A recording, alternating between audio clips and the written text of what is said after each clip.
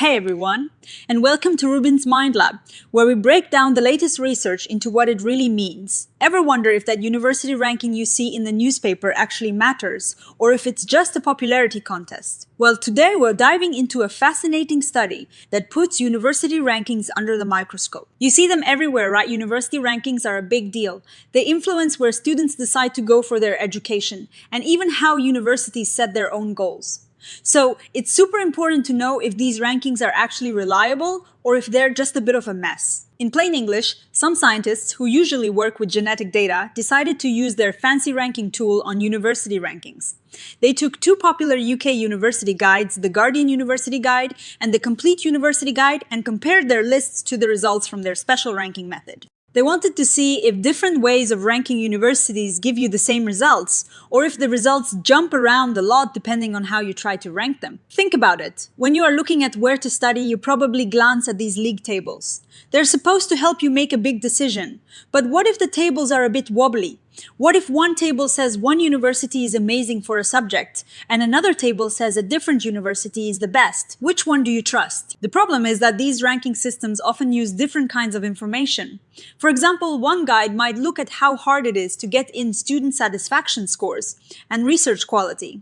Another guide might use slightly different measures like student-to-staff ratios or how much money is spent per student, even when they use the same type of data like student satisfaction surveys. They might treat it differently. This means a university's position can change quite a bit just by switching from one guide to another. It's like trying to measure a room with a ruler that sometimes stretches and sometimes shrinks. This leads to a big question: how do you combine all this information fairly? Especially when you are looking at specific subjects within universities. Universities offer lots of different courses, and not every university offers every single subject. So, just ranking a university overall might not tell you how good it is at physics, if it doesn't even offer physics. That's where our researchers' special method comes in. The robust ranking aggregation, or RA method, is good at combining lists that aren't all the same length. Imagine you have several lists of top genes found in different studies. Some studies might list the top 10 genes, others the top 50. The RA method helps find genes that consistently show up across these different length lists. The researchers thought this was a perfect fit for university subjects. They took all the subject rankings from the guides and fed them into their RA method. This way, they could create a new ranking based on how consistently a university performed across many different subjects, regardless of how many universities were ranked in each subject. So, what did they do? They took data from the Guardian and Complete University Guides for a few years, specifically 2019, 2023, and 2024. They used this RA method to create their own aggregated subject-level rankings, and then compared these to the official institutional rankings from the guides. They looked at a few key things. First, how well did the university's overall ranking from the guide match the ranking they got by combining all the subject rankings? Second, were universities consistently ranked high across different subjects? And third, did the year-to-year changes in rankings look similar between their method and the guides? When they looked at the Guardian University Guide for 2024, they found a moderate agreement between their RA rankings and the guide's institutional rankings. The Spearman correlation was about 0.67.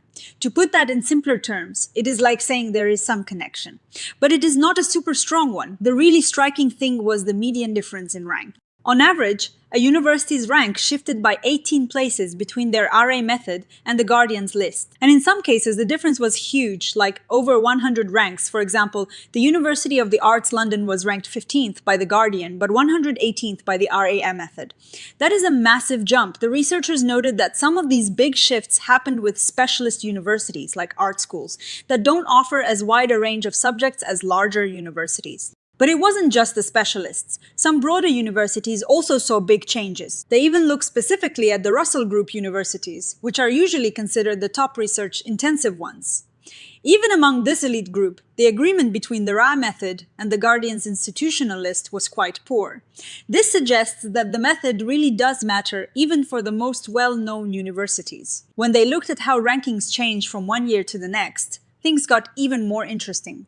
The university guides themselves showed pretty stable rankings from 2023 to 2024, but when they compared the year-to-year changes from their RA method to the changes in the guides, the agreement was weak. This means that a university's reported rise or fall in the rankings might be more about the specific way the ranking was calculated and less about a real consistent change in academic performance. Now, when they turned to the Complete University Guide, the picture was a bit different. The agreement between their ARA rankings and the Complete University Guide's institutional list was much better, with a Spearman correlation of 0.824. This is considered a good level of agreement. However, there were still significant differences. The median rank shift was 11 ranks, a bit less than with The Guardian, but still substantial. And there were still extreme cases, with one university, the University of the Arts London, jumping a whopping 87 ranks between the guide and the RA method. So, even with a guide that showed better overall agreement, the way the rankings were created still made a big difference. Just like with The Guardian, looking at year-to-year changes revealed a weak connection between the RA method's detected changes and the changes reported by the Complete University Guide. This reinforces the idea that movement in the rankings might be more of a methodological artifact than a true reflection of changing university quality. So, what does all this mean? The researchers found that while there is a general overlap between the rankings produced by common university guides and their more robust subject aggregated method, there are also significant discrepancies. The way a university is ranked can change quite a bit depending on whether you are looking at an institution-level composite score or an aggregation of its subject level performance. This is important because universities use these rankings for marketing, and students use them to make life-changing decisions about where to study. If the rankings are so sensitive to the method used, then the position a university holds might not be as solid as it appears. It is like building a house on a foundation that can shift depending on the weather. The fact that year-to-year improvements in the rankings don't line up between the guides and the RIA method is particularly concerning. It suggests that universities might be celebrating changes that are actually just statistical noise or quirks of the ranking system, rather than the result of effective strategies to improve teaching and research. Now, the researchers themselves are quick to point out some limitations. They use one specific ranking aggregation method, and there might be other ways to combine subject rankings that could yield different results. They also noted that their method might put specialist universities at a disadvantage, as they might not perform as well in broad subject aggregation. They also only looked at two popular UK guides, and other ranking systems might produce different results. However, they did emphasize that many of these guides rely on similar underlying data, so the core issue of methodological dependence is likely widespread. Ultimately, this study tells us that we should approach university league tables with a healthy dose of skepticism. While they can be a useful starting point, the way they are constructed significantly impacts the results. The best university for a subject can change depending on the ranking methodology, and year-to-year shifts are not always a reliable indicator of genuine improvement. So, what is my take on this? It's a really important reminder that when we see a ranking, we should ask how that ranking was made. It's not just about the number, but the entire process behind it. For students, it means don't just pick the university that is highest on one list. Dig deeper, look at subject-specific rankings if they exist, and consider what factors are most important to you. For universities, it means be cautious about chasing rankings. Focus on genuine academic quality and student experience, because those are the things that truly matter, and that RA method might be a better indicator of true consistent performance across the board. A really exciting next step suggested by the paper is to look more into something called pooling fallacies, or Simpson's paradox. This is where you can see one trend in combined data, but a completely different trend when you look at the smaller groups within that data. Imagine institution A looks better than institution B overall, but when you break it down by each subject, institution B actually beats institution A in most subjects.